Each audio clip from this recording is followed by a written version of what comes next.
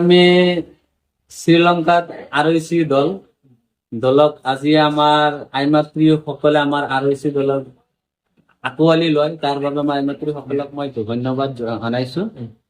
আৰু যেহেতু কালি আমাৰ পবিত্ৰ ৰমজান মাহৰ ঈদ উপলক্ষে সকলো অসমবাসী ৰাইজক মই ঈদৰ বাবে মই শুভেচ্ছা জনাইছো।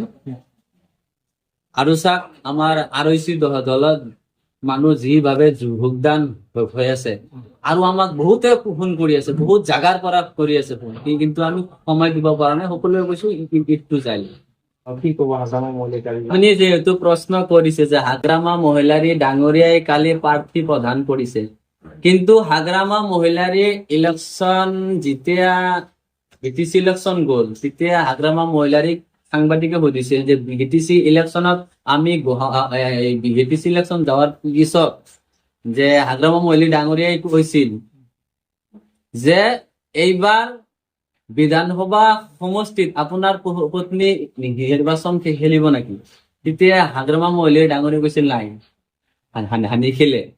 কিন্তু কালি আমি গম পোৱা মতে হাগ্ৰামা মহিলাৰীৰ পত্নীয়ে টিকেট পালে।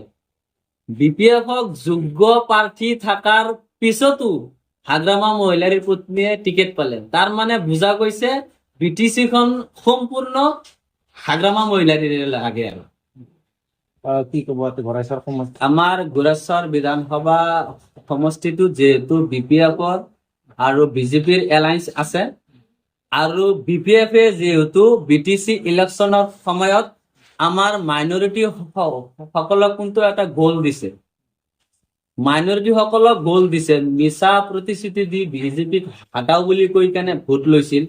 সেই হাগ্ৰামা মহিলাৰীয়ে মাইনৰিটি সকলক যেনেকুৱাকে গ'ল দিছে, এইবাৰ বিধানসভা সমষ্টিত বিধানসভা ইলেকশ্যনত হাগ্ৰামা মহিলাৰীক মাইনৰিটি সকলেও গ'ল দিব, একদম বাউণ্ডাৰী পাৰ কৰি দিব। আৰু যেহেতু আমাৰ গোৰেশ্বৰ সমষ্টিত BJP-ৰ যিজন প্ৰাৰ্থী, আমাৰ গোৰেশ্বৰ সমষ্টিত গোৰেশ্বৰৰ বাসিন্দা আছিল, প্ৰাৰ্থীৰ দাবীদাৰ আছিল, কিন্তু সেইটো নকৰি কেনে BJP দলে কি কৰিলে, এজন চাহালানি মানুহ আনি কেনে আমাৰ গোৰেশ্বৰ সমষ্টিত টিকেট দিলে।